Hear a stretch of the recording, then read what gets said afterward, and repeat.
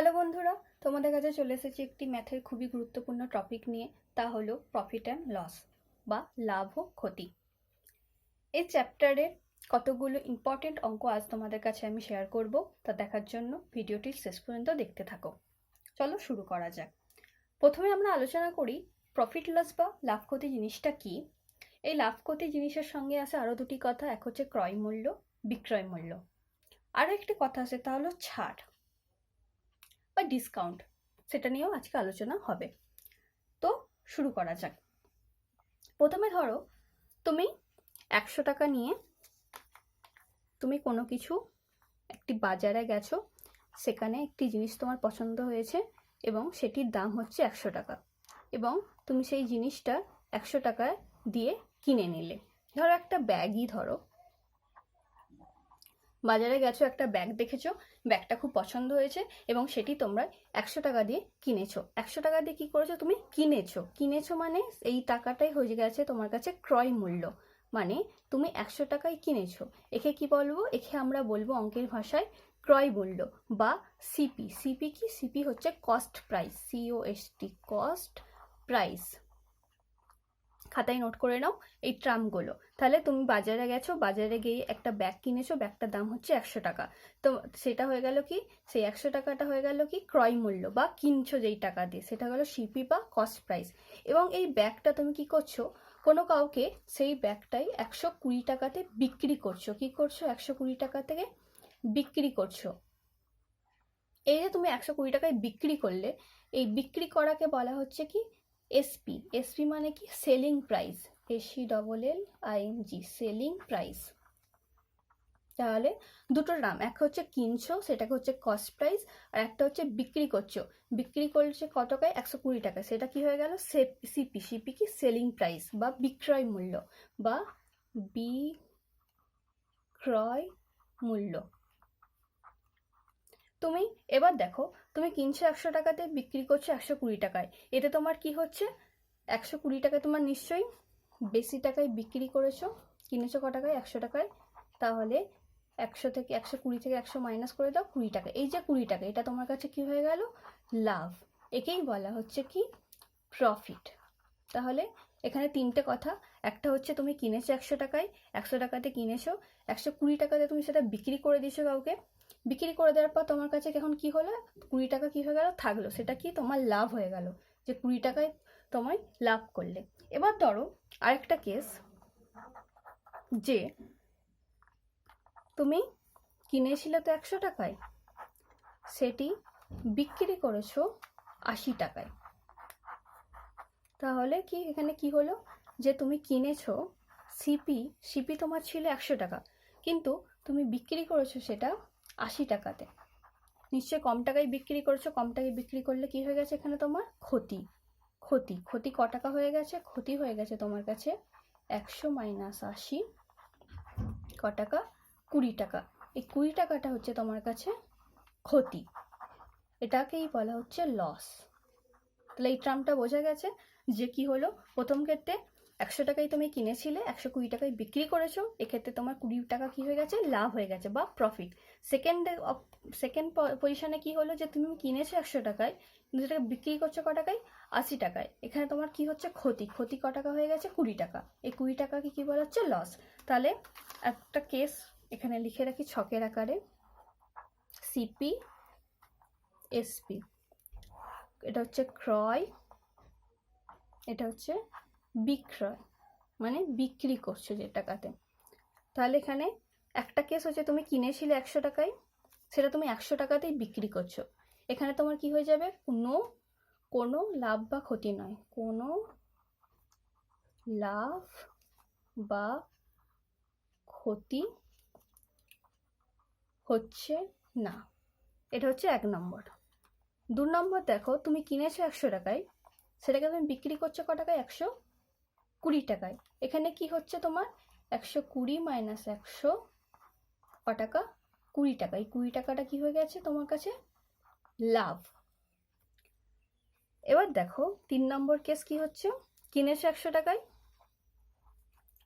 বিক্রি করছো 80 টাকায়। কমেতে, যত টাকায় কিনেছো তার থেকে কম টাকাতে বিক্রি করছো। এখানে তোমার কি হয়ে গেছে, ক্ষতি 100 মাইনাস 80, এটা কি হয়ে গেল 20 টাকা। এই 20 টাকাটা কি হচ্ছে ক্ষতি। তাহলে এই ছকটা বোঝা গেছে যে কখন লাভ হয় কখন ক্ষতি হয়। কিনেছো 100 টাকা থেকে, বিক্রি করছো 120 টাকায়, তখন কি হয়ে যাবে লাভ। লাভ কত হয়ে যাবে 20 টাকা। আবার কিনছো 100 টাকায় কিন্তু সেটা বিক্রি করছো কমে 80 টাকাতে, তখন কি হয়ে যাবে ক্ষতি। ক্ষতি ক টাকা 20 টাকা। এটুকু বোঝা গেছে, এটাই হচ্ছে লাভ ক্ষতি। এবার পরে এবার একটা কথা দেয়া থাকে যে পার্সেন্টেজ, এভাবে বলে দিল যে তোমার 20% লাভ হলে 20% তুমি কোনো জিনিস বিক্রি করেছো যাতে তোমার 20% লাভ হয়েছে, তাহলে তোমার বিক্রয় মূল্য কত। বিক্রয় মূল্য বের করতে বলেছে বা এসপি। তাহলে এটা আমরা কি করে বের করব?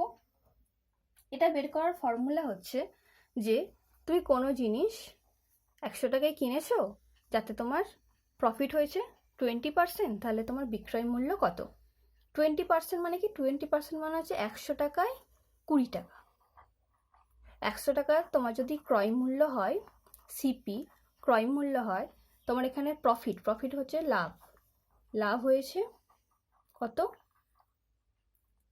প্রফিট লাভ হয়েছে 20 টাকা। কিনেছো 100 টাকায়, লাভ হয়েছে 20 টাকা, তাহলে তুমি বিক্রয় মূল্য কত হয়ে যাবে, বিক্রয় মূল্য সমান CP plus profit. CP plus profit মানে কি, ক্রয়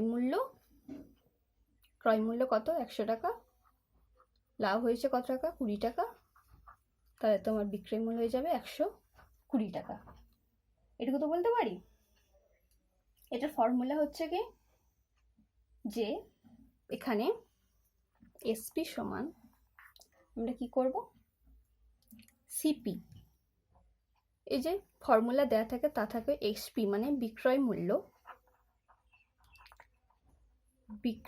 মূল্য সমান আমরা কি লিখবো, বিক্রয় মূল্য হয়ে যাবে ক্রয় মূল্য, যে ক্রয় মূল্যটা দেওয়া থাকবে সেই ক্রয় মূল্য সিপি গুণিত 100 প্লাস যে প্রফিট, যে লাভটা আমাদের হবে সেটা লিখবো বাই 100। এটা হয়ে যাবে আমাদের বিক্রয় মূল্য বের করার ফর্মুলা।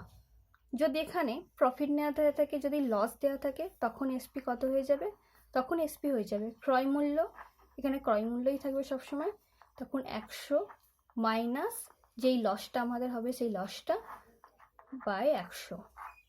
এইভাবে করে আমরা এসপি বের করতে পারি। বললো তোমার এখানে যে কোনো জিনিস তুমি 100 টাকাতে কিনেছো এবং তোমার লস হয়ে গেছে 10%, তাহলে তোমার এসপি বলো, এসপি কত হবে বলো। এখান থেকে আমরা এসপি কি করে বের করব, এসপি সমান লিখবো ক্রয় মূল্য কত বলেছে 100 গুণিত 100 মাইনাস লস 10 বাই 100, তাহলে কত হয়ে যাবে 100 গুণিত 90 বাই 100, বিয়োগ করে দাও, এসপি কত হয়ে যাবে 90 টাকা। বোঝা গেছে এতটুকু? তাহলে এটা হচ্ছে সূত্র, এই সূত্রটা খাতায় নোট করে রাখো। যখন প্রফিট দেয়া থাকবে তখন এটা, যখন লস দেয়া থাকবে তখন এটা। বোঝা গেছে? এবার ধরো ক্রয় মূল্য বের করতে বলে, তখন এই সূত্রটাই লাগাও। এখান থেকে আমরা কি করতে পারি, ক্রয় মূল্য করার জন্য এসপি তখন গুণ হয়ে যাবে SP into 100 by 100 minus profit, 100 plus minus profit বা লস সমান সিপি। প্রফিট হলে প্লাস করব, প্রফিট যখন থাকবে তখন প্লাস, লস যখন থাকবে তখন মাইনাস। এটা হচ্ছে সিপি বের করার সূত্র, এটা বইয়ে দেয়া থাকে। এবার আমরা কতগুলো অঙ্ক করব, চলো শুরু করা যাক।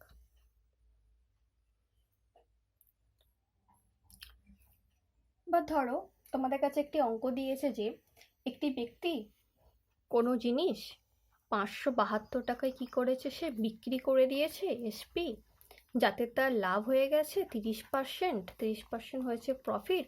তাহলে সিপি কত, অর্থাৎ ক্রয় মূল্য কত এটি বের করতে হবে। তাহলে এটি সূত্রটা আমরা একটু আগে কি দেখেছি যে সিপি সমান আমরা কি লিখতে পারি, সিপি সমান আমরা লিখতে পারি সূত্র অনুযায়ী SP into 100/100 plus P. P মানে কি প্রফিট, প্রফিট হলে প্লাস লিখতে হয়, সেই জন্য 100 প্লাস পি। এটা হচ্ছে সূত্র অনুযায়ী। দেখি সূত্র অনুযায়ী এখানে বের করি। এসপি কত বলেছে 572, তার সঙ্গে 100/100 যোগ প্রফিট কত হয়েছে 30, 30 এখানে লিখে দাও। তাহলে এটা আমরা কত করতে পারি 572 গুণিত 100/100 30, 13 দিয়ে কেটে দাও, 4 তেরম 52, 4 তেরম 52 হয়ে গেল কত এত টাকা। বোঝা গেছে কি করে হলো যে সিপি বের করতে গেলে আমরা কি করব, এসপির সঙ্গে 100 গুণ করব বাই 100 প্লাস যেটা প্রফিট হবে সেটা। এবার ধরো এই অঙ্কটা যেমন বলে দিল, সেমভাবে আর একটা অঙ্ক দিল যে তুমি কোনো জিনিস বিক্রি করেছো 680 টাকাতে, কোনো জিনিস বিক্রি করেছো, বিক্রি করাতে তোমার লস হয়ে গেছে, লস হয়ে গেছে কত 50%, 15% ক্ষতি হয়ে গেছে।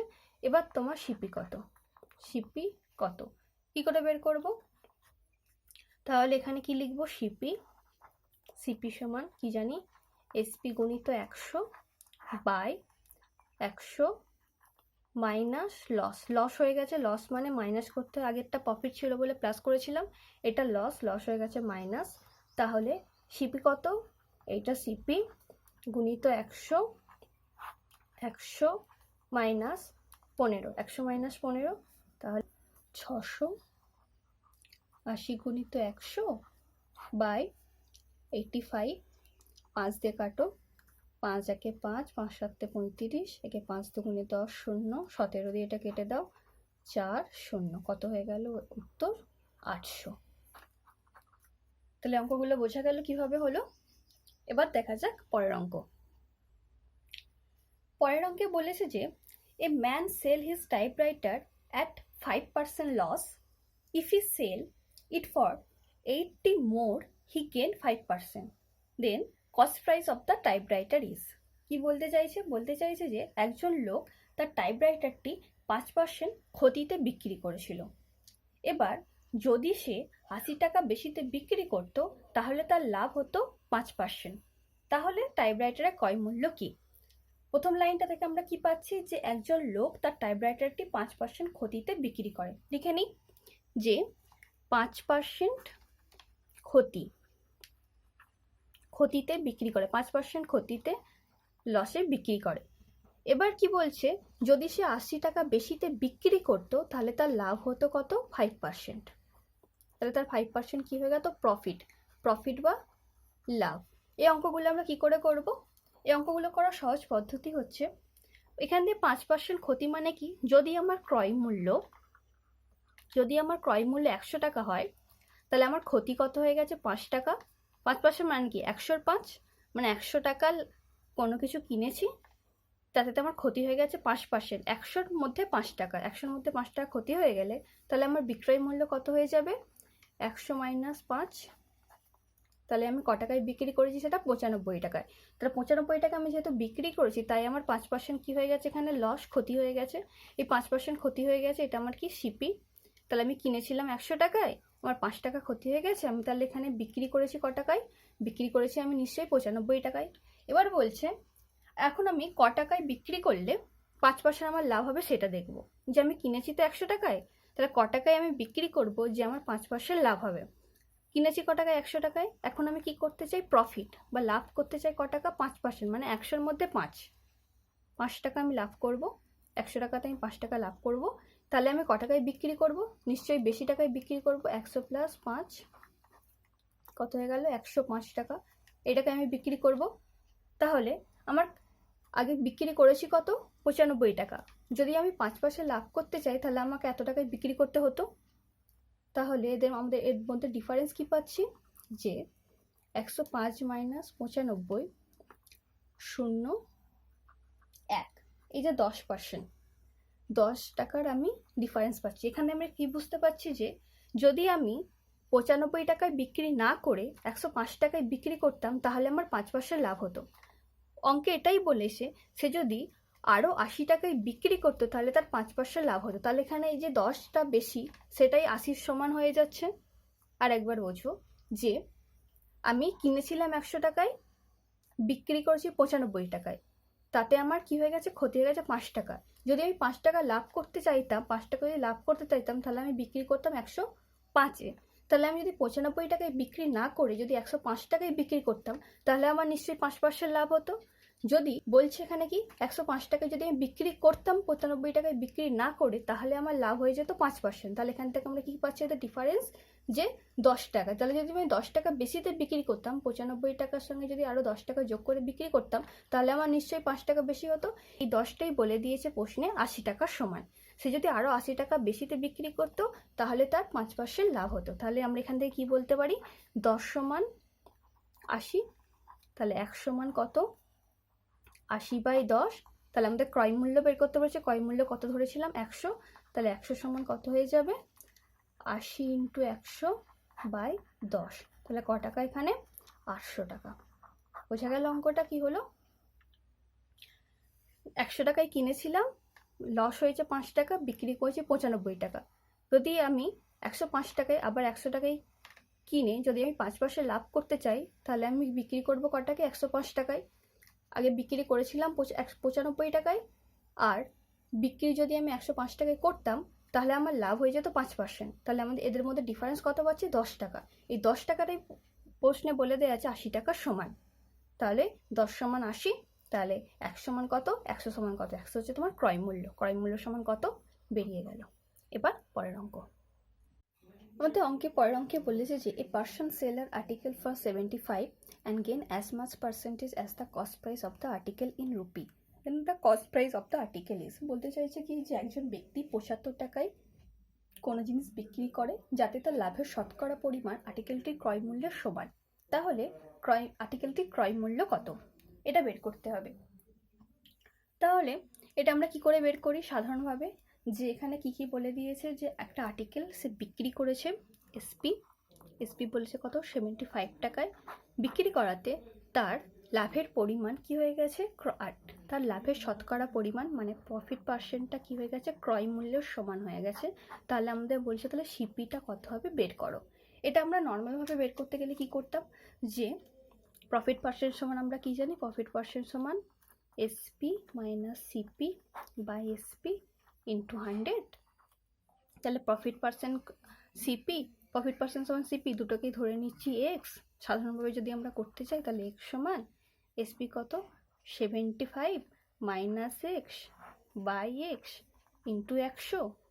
তাহলে এবার করার সময় কি করব, এক্স স্কোয়ার সমান 75 মাইনাস এক্স ইন্টু 100 করে একটি বিশাল বড় জটিল ক্যালকুলেশন আমাদের করতে হতো। এটাকে আমরা সহজভাবে কিভাবে করব, এটাকে সহজভাবে করার পদ্ধতি হলো যে যেটা আমাদের দেয়া থাকে 75, এটাকে আমরা প্রথমে লিখব এবং এটিকে আমরা ফ্যাক্টর করব। ফ্যাক্টর করে দুভাবে ভাঙবো, 5 দিয়ে ভাঙি, 5 একে 5, 6 7, 5 5 25, 5 দিয়ে যাবে 3 5 15। এবার আমরা এই ফ্যাক্টরটাকে এমনভাবে সাজাবো যাতে দুটো ফ্যাক্টরের বিয়োগফল বা ব্যবধান থাকে 10-এর সমান। মানে একে আমি দুটো ফ্যাক্টরে ভাঙবো, দুটো ফ্যাক্টরে ভাঙতে হবে যাদের মধ্যে ডিফারেন্স থাকবে 10। কি বলতে চাইছি যে এখানে 3 5 15 একটা টার্ম নিলাম, একটা নিলাম 5। এবার দেখো এদের দুটোর মধ্যে ব্যবধান কত আছে, 15 মাইনাস 5 কত করতে হবে আমাদের, 10 আনতে হবে। এটুকু কাজ। আমরা এখানে কি 5 5 25 গুণিত 3, এটাও একটা ফ্যাক্টর আসতে পারতো, কিন্তু এটা নেবো না, কারণ এদের দুজনের মধ্যে ব্যবধান 10-এর সমান নয়। তাহলে আমরা এমনই দুটো ফ্যাক্টর নেবো যাদের মধ্যে ব্যবধান কত হয়ে যাবে, 10। যখন এই জিনিসটা হবে, এবার আমাদের অঙ্ক শেষ মানে কি, যখন এই জিনিসটা আসবে, তাহলে আমাদের প্রথম কাজ কি, যেটা দেয়া থাকবে সেটাকে লিখবো, লিখে তাকে ফ্যাক্টর করার পর তাদের মধ্যে ডিফারেন্স যাতে 10 আসে, এদের দুজনের মধ্যে ব্যবধান যাতে 10 আসে, সেই রকম দুটো ফ্যাক্টর নেবো।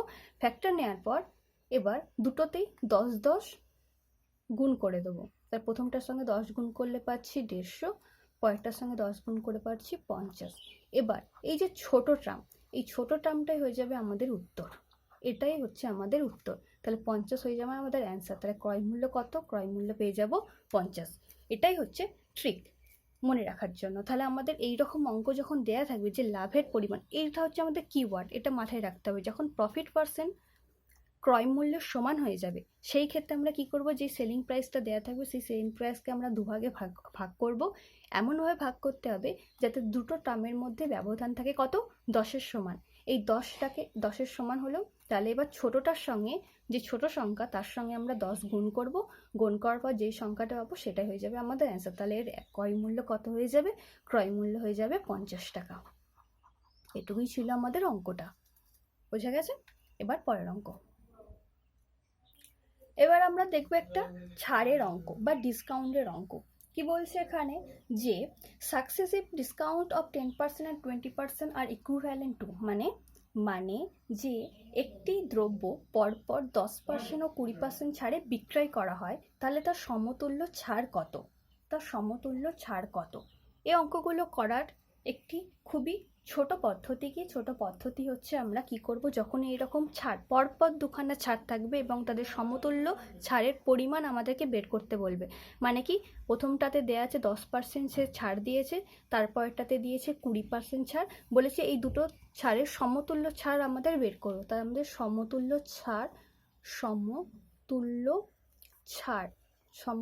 ছাড় আমাদের বের করতে হবে। সেটা কি করে করব, এটি বের করার সবথেকে সহজ পদ্ধতি কি, এই জিনিসটা সবসময় মাথায় রাখবে।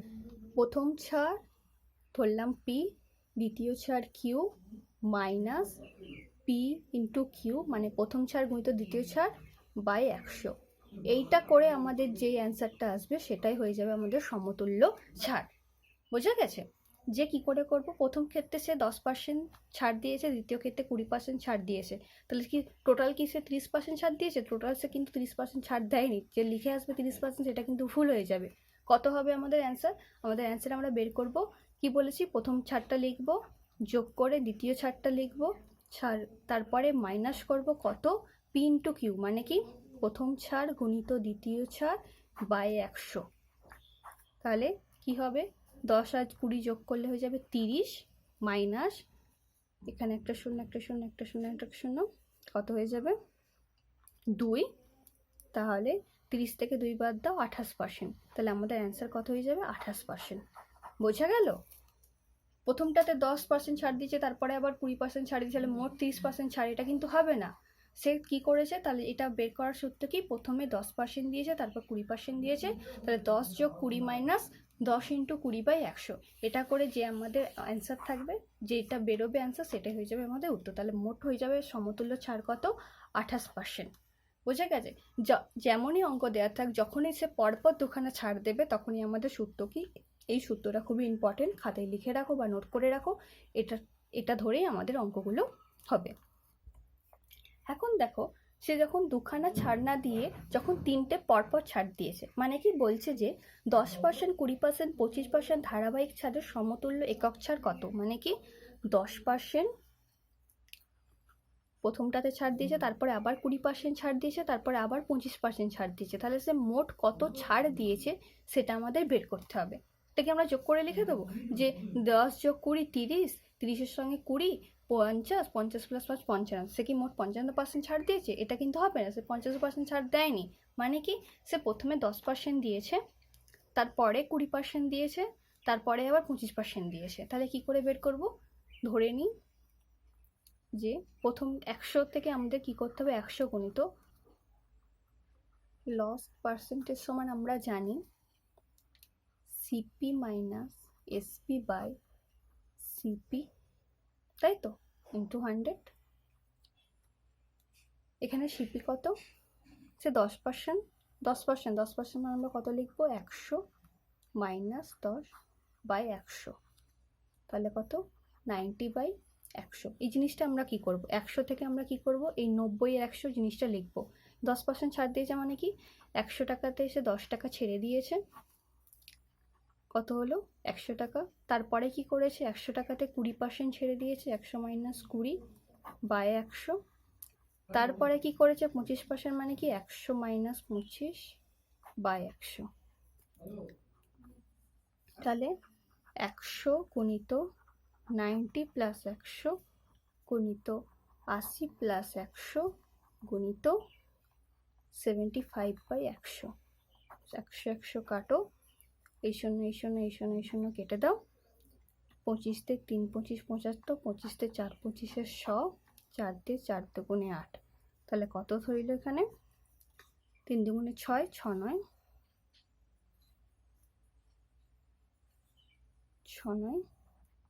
54। তাহলে সে 100 টাকা তার কাছে ছিল, এখন সে 54 টাকা ছাড় দিয়ে দিয়েছে। তাহলে সে কত পার্সেন্ট ছাড় দিয়েছে? 100 মাইনাস 54, বিয়োগ করে দাও, বিয়োগ করলে আমরা পেয়ে যাব 46%। তাহলে সে 46% ছাড় দিয়েছে। বোঝা গেছে? বা তাহলে আমরা কি করলাম, প্রথমে এগুলো কি করব, 100 গুণিত, প্রথমটাতে 10 দিয়েছে সেই জন্য 100 থেকে 10 মাইনাস করেছি, তারপরেরটাতে 20 দিয়েছে, 100 মাইনাস 20 ইন্টু 100, তারপরে 25, তাহলে 100 মাইনাস 25/100। তাহলে এইভাবে আমরা বের করতে পারি, যেটা দিয়েছে সেটা আমরা 100 থেকে বের করে দেবো, কারণ সে এত টাকা ছাড় দিয়েছে। তাহলে আমাদের পার্সেন্টেজ কত? 100 থেকে বিয়োগ করে দাও, এটা হয়ে যাবে আমাদের এত পার্সেন্ট সে ছাড় দিয়েছে। এবার একে আমরা আগের পদ্ধতিতেও করতে পারি। আগের পদ্ধতি মানে কি, যে দুটো দুটো ধরে, প্রথমটাতে সে 10%, তারপরে 20%, তারপরে 25%। আগের পদ্ধতিটাতে করব, 10 লেখো প্লাস 20 মাইনাস 10 গুণিত 20/100। তাহলে কী করে বের করবো? 0 0 0 0 কাটলো, তাহলে 30 মাইনাস 2 সমান 28। তারপরেরটাতে আবার কি হয়ে যাবে? 28% আর 25%, এই দুটোকে নিয়ে বের করবো, দুটো দুটো করে করতে হবে। তাহলে 28 যোগ 25 মাইনাস 28 গুণিত 25/100, 25 25 4 25 100, 4 দিয়ে 4 7 28। তাহলে কত হয়ে গেল? এখানে ডাইরেক্ট বেরোবে 8 5 13, 2 দুগুণে 4, 5 মাইনাস 7, 53 থেকে 7 বিয়োগ করলে কত হয়? 6 4 46%। এটা আমাদের ডাইরেক্ট পার্সেন্টেজ বেরোবে, আর এক্ষেত্রে আমাদের 100 থেকে বিয়োগ করতে হবে।